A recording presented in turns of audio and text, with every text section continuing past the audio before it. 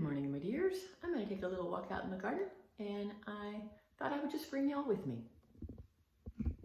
Another lovely morning in Texas Hill Country, and my gimbal is dead, so if this isn't as stabilized for the image, I apologize for that. But, you know, kind of the way it goes. I just decided to bring it anyway. So, here's my chickens. Morning, chickens. There's that silly rooster that, I don't know. I don't love him, but I mean, he's okay. But I love Bob. I don't know where Bob is.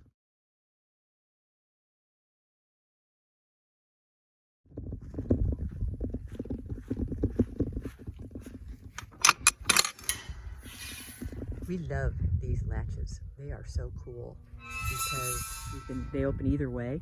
We only have 2 of them. They're kind of spendy, but they're totally worth it for things you go through all the time. So we went to one to the garden and one to the chicken yard, and it's pretty nice.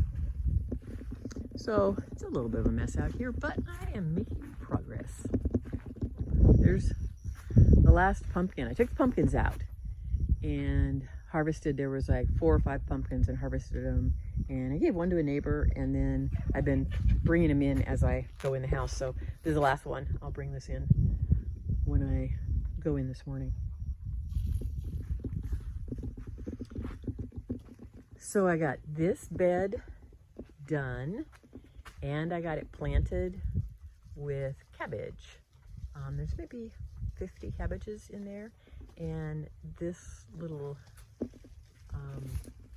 gizmo here, it's called a low-cat tunnel, and I bought it at Never Sink Tools. It wasn't super expensive, but it's pretty clever, and it goes up really fast, and you can push the mesh up so what I did basically was I prepared the bed and I set it all up, and then I just pushed the mesh up towards the top, and then I went in and planted my cabbage. I had an epiphany the other night, and I realized I could plant carrots in between my cabbage because they totally won't interfere with each other. And so I think I might do that today, although I do have some other carrots planted. But anyway, this aisle is pretty well done. I've still got tomatoes down there, and I've got tomatoes on them, so I'll have tomatoes in a month maybe. I'll have ripe tomatoes. And this bed I did yesterday. I've got some tomatoes that I need to take out, so I'm pulling some of the big ones. I try to chop them so that I don't have to pull all of it out because I like the roots to rot there. And then I'm going to add some compost and put a little mulch on top, and then this will get planted with Brussels sprouts. And I haven't decided whether I'm leaving the T-posts or taking them out. I just don't know yet. So this aisle is going to end up being a 48-inch aisle, which I think will be nice down the middle to have a nice wide aisle. So this bed gets moved over quite a bit, but I have carrots in it.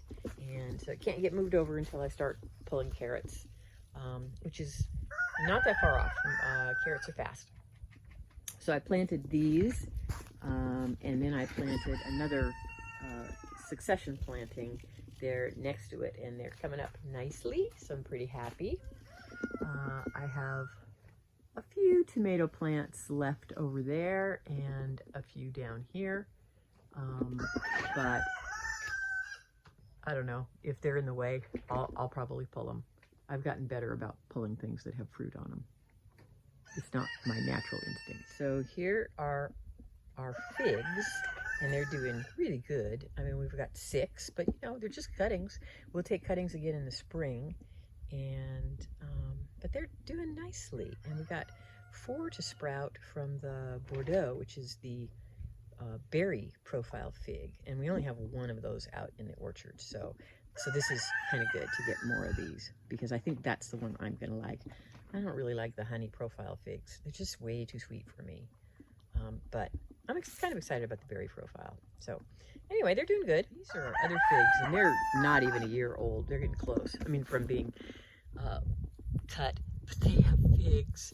It's actually quite interesting that they have figs. We were not expecting this. And in fact, I mean, they're tiny because the plants are so little. There's one that's ripe. So I'll probably just pick that and give that to the chickens, because boy, do the chickens like them. They like everything sweet. So as you can see, there's not a lot going on out here I'm going to pull those pole beans because they're stringy and I don't like the texture, and I'm such a texture person. But I'm still getting some bell peppers and some poblanos, and I'm actually still getting squash, believe it or not, which that's just crazy. But mostly it's just buttoned up for the winter. Out there to the left of the silage tarp, that's where we'll put all our onions and garlic and shallots this year, and that'll probably happen in the next few weeks. It's still hot. It's like 90. It's peaking at 90 during the day. Thus, I still have watermelons, and it continues to set more fruit. So, I mean, it's a little bit silly, but there's 2 there.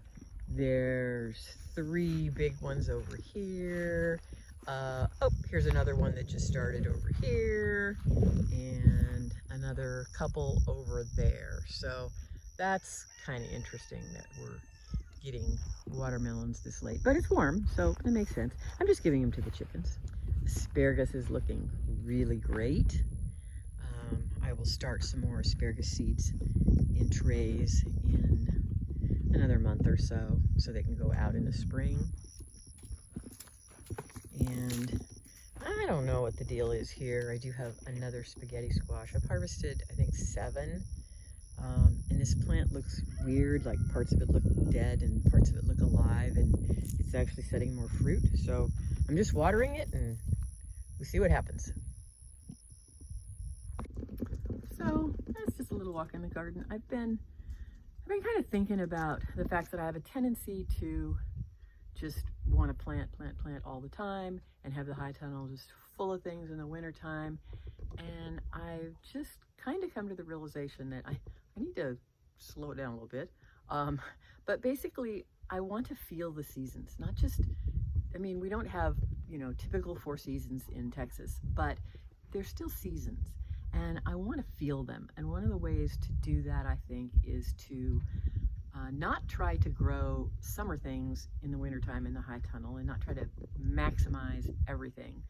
So this year, I'm just growing brassicas. I mean, I left some tomatoes, but I'm not married to them. I'm not, whatever happens with them is okay. If I get some fresh eating, that's great.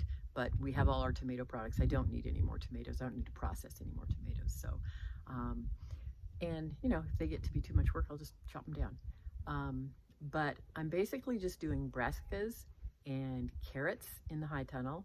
And outside the high tunnel, I'm not doing anything this winter. It's all going to be just silage tarped and left. The alliums, they just take care of themselves. They're no big deal. And I don't get plant starts going until January. I start peppers, and then about mid-January I start tomatoes.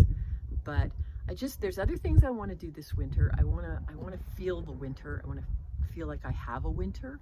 I've got nieces and nephews that are starting to have babies, and so I have some little quilts to make. I want to do some sewing. I want to do some weaving. I just want to, and more cooking. I'm enjoying cooking so much. So, so this winter I'm not doing much in the garden. It'll be, it won't be hardly any work. And the brassicas are so easy, maybe a couple hours a week. So that's nothing. And then I've got a bunch of woodworking projects that I'm kind of wanting to do. I've been working on some of them, but once we get to the cooler weather, then the barn is super comfortable. And so I'll spend more time out there. So anyway, that's kind of all that's going on. It's kind of, what I've been pondering lately is just how to feel the seasons more. And so I'm kind of feeling good about this. So I hope everybody is having a lovely weekend,